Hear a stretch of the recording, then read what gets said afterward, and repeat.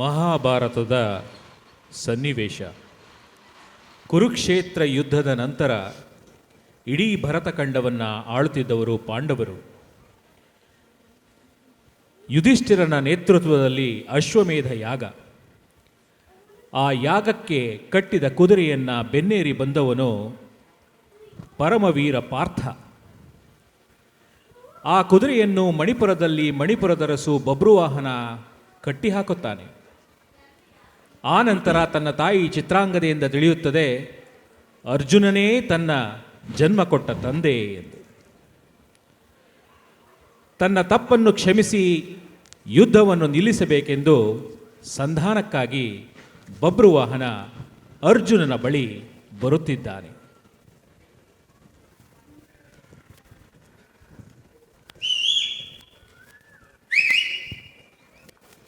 ನೀವು ಹಿರಿಯರು, ಶ್ರೀಕೃಷ್ಣನ ಪರಮಾಪ್ತರು. ಆ ಗೌರವದಿಂದ ನಿಮಗೆ ಕೈ ಮುಗಿದು ಕೇಳ್ಕೊತಾ ಇದ್ದೀನಿ. ನನ್ನ ತಾಯಿ ಅಗ್ನಿಯಷ್ಟೇ ಪವಿತ್ರಳು. ತಮ್ಮ ದರ್ಶನಕ್ಕಾಗಿ ತನ್ನ ಸುಖ ಸಂತೋಷ ಎಲ್ಲ ತ್ಯಾಗ ಮಾಡಿ ಸನ್ಯಾಸಿನಿಯಂತೆ ಹಗಲು ರಾತ್ರಿ ತಂದೆಯಲ್ಲಿ ಕಾಯ್ತಾ ಇರೋ ಆ ಪವಿತ್ರ ಮೂರ್ತಿಗೆ ಕೆಟ್ಟ ಹೆಸರಿಡಬೇಡಿ. ಅವಳ ಶೀಲಕ್ಕೆ ಕಳಂಕ ಹಚ್ಚಬೇಡಿ. ದಯಮಾಡಿ ಬಂದು ನಮ್ಮ ತಾಯಿಗೆ ತಮ್ಮ ದರ್ಶನ ಭಾಗ್ಯ ಕರುಣಿಸಿ ನಮ್ಮನ್ನು ಕೃತಾರ್ಥರನ್ನಾಗಿ ಮಾಡಿ. ದೂರ ಸರಿ. ನಿನ್ನ ಅಪವಿತ್ರವಾದ ಕೈಗಳಿಂದ ನಮ್ಮ ಪಾದಗಳನ್ನು ಮುಟ್ಟಬೇಡ. ಆ ಯೋಗ್ಯತೆ ನಿನಗಿಲ್ಲ. ನೀನು ನಿಜವಾಗಿಯೂ ನನ್ನ ಮಗನೇ ಆಗಿದ್ದರೆ ಕಟ್ಟಿದ ಕುದುರೆಯನ್ನು ಬಿಚ್ಚದೆ ಬಿಲ್ಲಿಗೆ ಎದೆಯೇರಿಸಿ ರಣರಂಗದಲ್ಲಿ ತಕ್ಕ ಉತ್ತರ ಕೊಡುತ್ತಿದ್ದೆ. ಲಜ್ಜೆಗೆಟ್ಟು ಹೇಡಿಯಂತೆ ಬಂದು ಕಾಲು ಹಿಡಿಯಬೇಕಾದರೆ ನೀನು ಜಾರಣಿಯ ಮಗನೇ ಇರಬೇಕು. ಜಾರಣಿಯ ಮಗ ಬೋರ್ಗರಿದು ನುಗ್ಗುವ ಪ್ರಭಾವವನ್ನು ಪ್ರತಿರೋಧಿಸಬಲ್ಲೆ. ಕಾಳ್ಗಿಚ್ಚನ್ನು ಮೆಟ್ಟೆ ಅಡಗಿಸಬಲ್ಲೆ. ಭರಸಡಿಲ ಬಡಿತವನ್ನು ಬರೀ ಮುಷ್ಟಿಯಲ್ಲೇ ಹಿಡಿಯಬಲ್ಲೆ. ಆದರೆ ಈ ಮಾತೃನಿಂದನೆಯನ್ನು ಮಾತ್ರ ಸಹಿಸಲಾರೆ. ಅರ್ಜುನ ಮಲಗಿದ್ದ ಮೃತ್ಯು ದೇವತೆಯನ್ನು ಬಡಿದೆಬ್ಬಿಸಿದೆ. ಮಾತೃ ದೇವತೆಯ ಪಾತ್ರತ್ವಕ್ಕೆ ಮಸ ಹಚ್ಚಿ ನಿನ್ನ ಚಿತೆಯನ್ನು ನೀರೇ ಸಿದ್ಧಪಡಿಸಿಕೊಂಡೆ. ನಿನ್ನ ರಕ್ಷಣೆಗೋಸ್ಕರ ತ್ರಿನೇತ್ರನ ಉರಿಗಣ್ಣೆ ತೆರೆಯಲಿ, ತ್ರಿವಿಕ್ರಮನ ಸುದರ್ಶನವೇ ಅಡ್ಡ ಬರಲಿ. ನಿನ್ನ ಸೊಕ್ಕಿನ ಮಾತುಗಳಿಗೆ ತಕ್ಕ ಉತ್ತರ ನೀಡಿ ನಿನ್ನ ರುಂಡ ಮುಂಡಗಳನ್ನು ತುಂಡರಿಸಿ ಚೆಂಡಾಡದಿದ್ದರೆ ನಾನು ಚಿತ್ರಾಂಗದ ಮಗ ಬಬ್ರುವಾಹನನಲ್ಲ.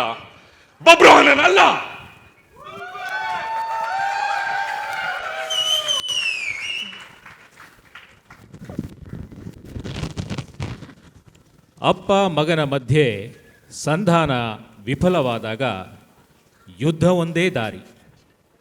ಈಗ ಮಣಿಪುರದ ಅರಸು ಬಬ್ರುವಾಹನ ಇದೆ, ಪಾಂಡವರ ಪರಾಕ್ರಮಿಯಾದಂಥ ಅರ್ಜುನ ರಣರಂಗದಲ್ಲಿ ಒಬ್ಬರನ್ನೊಬ್ಬರು ಎದುರುಗೊಳ್ಳುತ್ತಿದ್ದಾರೆ.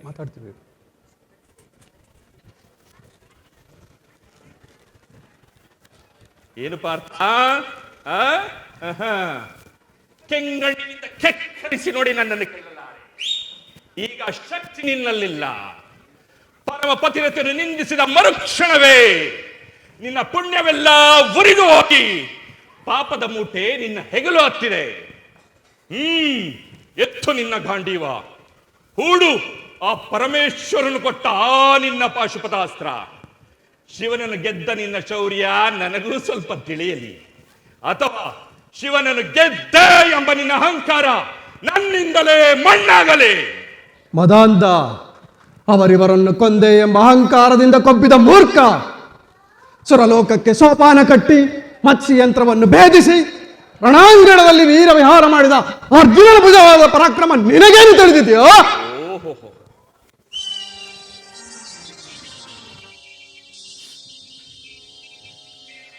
ಯಾರು ತಿಳಿಯರು ನಿನ್ನ ಭುಜಬಲದ ಪರಾಕ್ರಮ. ಸಮರದೋಳ್ ಆರ್ಜಿಸಿದ ಆ ನಿನ್ನ ವಿಜಯಗಳ ಮರ್ಮ.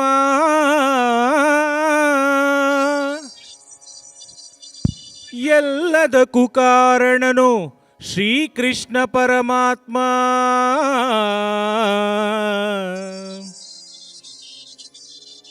ಹಗಲಿರುಳು ನೆರಳಂತೆ ತಲೆ ಕಾಯ್ದು ಕಾಪಾಡಿ ಜಯವ ತಂದಿತ್ತ ಆಯದು ನಂದನ.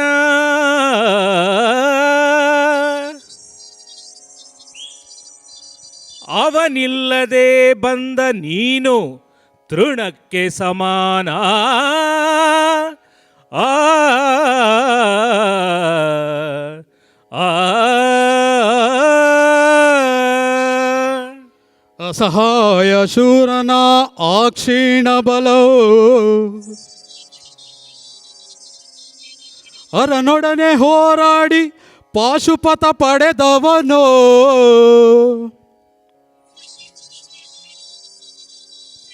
ಅಗ್ರದೊಳೆದುರಾಗು ಅರಿಗಳಂ ನಿಗ್ರ ವ್ಯಾಘ್ರ ನಿವನೋ.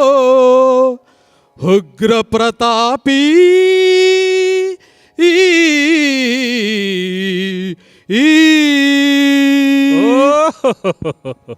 ಉಗ್ರ ಪ್ರತಾಪಿ.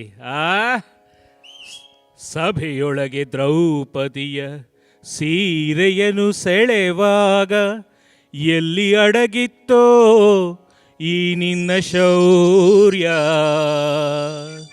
ನೂಪುರಂಗಳ ಕಟ್ಟಿ ನಟಿಸಿತ ಕಥೈ ಎಂದು ನಾಟ್ಯ ಕಲಿಸಿದ ನಪುಂಸಕ ನೀನು.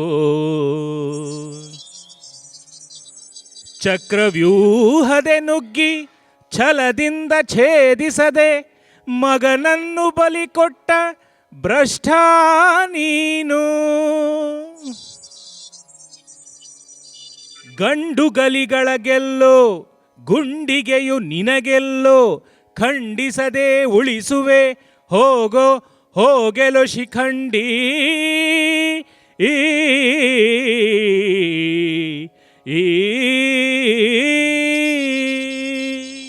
ಪಡಪಡ ಶಿಖಂಡಿ ಎಂದಡಿಗಡಿಗೆ ನುಡಿಯಬೇಡಲೋ ಮೂಡ. ಬಂಡೆದೆಯ ಗುಂಡಿಗೆಯ ಖಂಡಿಸುತ್ತ ರಣಚಂಡಿ ಗೌತಣವಿ ಗಾಂಡೀವಿ. ಗಂಡುಗಲಿಗಳ ಗಂಡ ಹುದ್ದಂಡ ಭೂಬಂಡಳದೊಳಕಂಡ ಕೀರ್ತಿ ಪ್ರಚಂಡ.